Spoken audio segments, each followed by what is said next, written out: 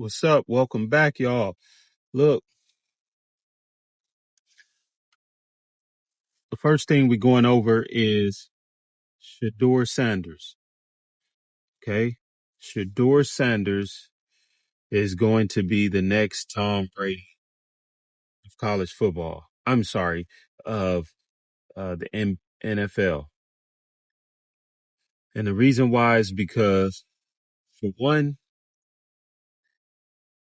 it wasn't about, like, they already knew all along that it wasn't about getting drafted in the first round, having the pressure of the first round draft pick to perform.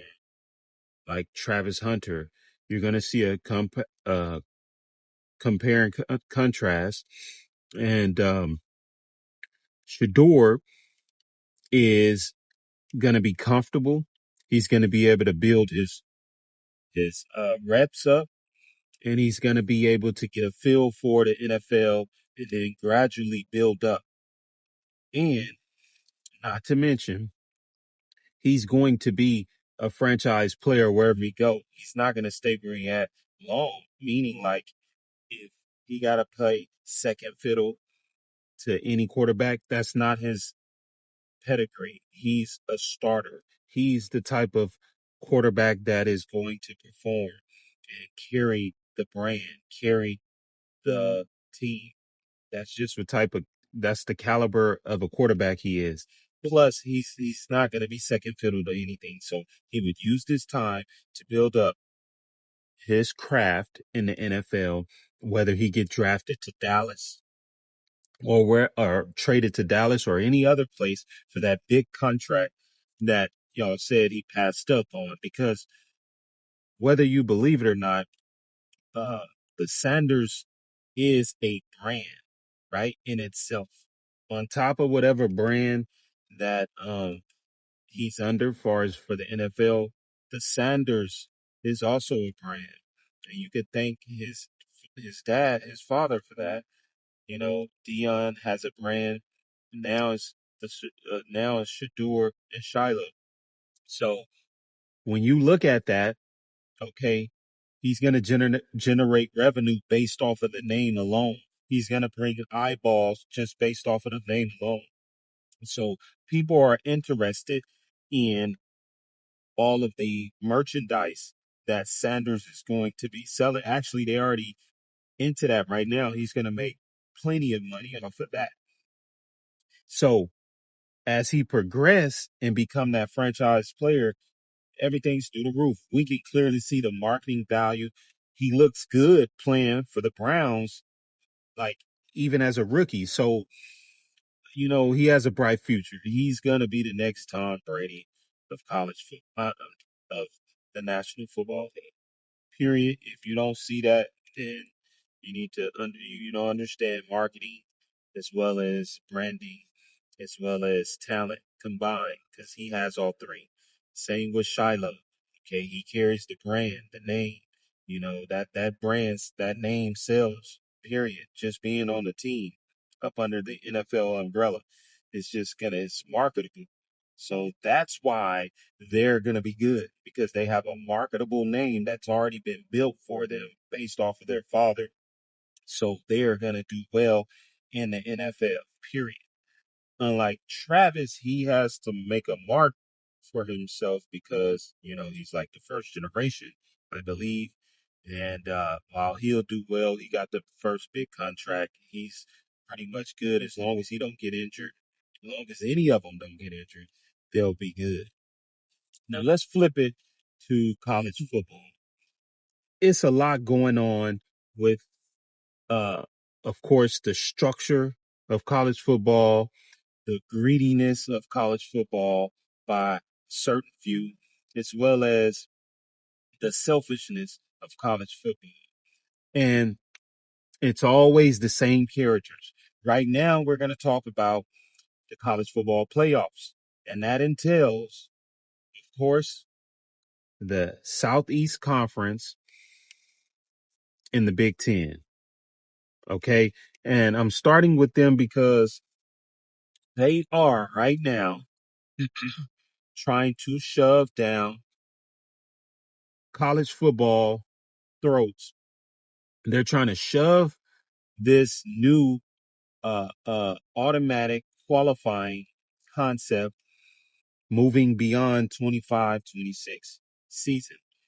Now, let's look outside the box, okay? What does this mean for those two conferences, and what does it mean for the other two conferences that's in the Power Five? For one, it's that perception advantage. Okay, let's look at it like this. Does not or do not the Big Ten has 18 full members in their conference? Does not the SEC have 16 full members in their conference? Does not the ACC has 17 full members in their conference? Does not the Big 12 have 16 full members in their conference? Yes, they do. Now, when you say, well, we're automatically need to have four automatic playoff spots, and you guys are getting designated two automatic playoff spots, what does that send to the recruiting aspect? Okay. We already talked about the number of members per conference. They all averaging about 16 members per conference, or should I say 17 members per conference. That is a lot of programs. You can't tell a growing conference that they're not able to have opportunity, equal opportunity in the playoffs playing for a title just because. Now look at the structure: 4-4-2-2, 1-1, or 1 and 3 automatic bids, right? Think about that. Why are you giving, 3 at-large bids? Why is 3 at-large bids just off to the side? Why is that not given to the Big 12? Or why is the Big 12 not asking for those 3 that's just set aside, or the ACC? It's almost like taunting someone. It's almost like saying we're worth 4, you're only worth 2, and then we're putting y'all other 3 on the side, because technically the Big 12 is really a solid 3-bid. I keep saying this, a 3-bid conference. They produce 3 good teams every year that can make a deep run in the playoffs, does not get to the title game and win it all. Okay, they produce 3 solid teams. So they should be fighting for at least minimum. If they can't get 4, 3 automatic bids. Period. So these at-large bids are not even being used, but you telling them they can only get 2. If that's not taunting and that's not testing the Big 12 and the ACC, what Sankey and Petitti is doing, they're testing these conferences. They like, well, if you let us get 4 and you get 2, and then we got these other 3 just sitting on the side for no one, that lets us know that not only are we better than you, not only that we have a say over you or we have control over you, but you don't even understand that we're kind of like robbing you out of, your opportunity to be our competitors or to compete with us. We're making sure by all means that we're going to keep getting all the money, all the eyeballs, if you let us. So that's what this is about.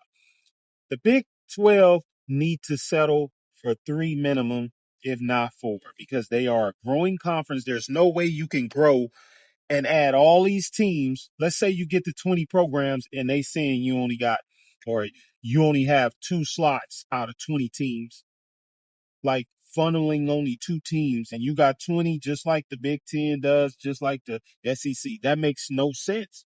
So, Brett Yormark, you need to make sure you get at least 3 and potentially in the future get that 4th automatic bid just like they are. You have to fight for this. This is what your job is for. You just got renewed a contract. Brett, you need to get 3 minimum or 4, period. It's just terrible to keep seeing the SEC and the Big Ten collude against the Big 12 in this fashion. I'm not even going to speak about the ACC no more because clearly it's a power three. And spread your mark. If you don't make a stance, meaning like get something done for the Big 12 in regards to what they doing moving forward, okay, who you think is next after the ACC? Or what do you think? How are they going to look at everything? You guys are a part of the Power Three. You're the third best conference. You need to get those spots to secure the future of the conference. Those college football playoff spots are very vital to the success of the Big 12 as a growing conference, uh, a viable market, growing brands, and to be honest with you, I can see the future. Far as the future is bright for the Big 12 if they can secure these spots because I think advertising, branding, and marketing is going to work itself out because they do have talent. They're recruiting well. They're able to compete at the highest levels in all sports. You need to secure these college football playoff spots. Minimum 3 with the +1 in the future when y'all grow to 20 or expand. That's what need to be on the table for the Big 12. We can't no longer spout or speak for the ACC no more. If they not merging their good brands staying together and working out a deal, a media deal, a new deal, moving forward, I wouldn't even worry about the ACC no more. It's about keeping the Big 12 relevant. And the way to do that is to fight for those 3 automatic qualifiers with +1 in the future renegotiation when you expand, you get more members. Period. That is my message right now going on in college football and what we see as it relates to the SEC Southeast Conference, Big 10, trying to, force this uh, inferior aspect of the Big 12 by accepting only 2 AQs. And then I'm hearing all the hecklers, I'm hearing all the other people who's supposed to be covering all of this. They're not even pointing out these issues. All they're saying is, hey, the Big 12 better hurry up and sign. No, you do that, then you're going to be screwed. But once again, thank you all for watching. Till next time, another how to with Master Fasade.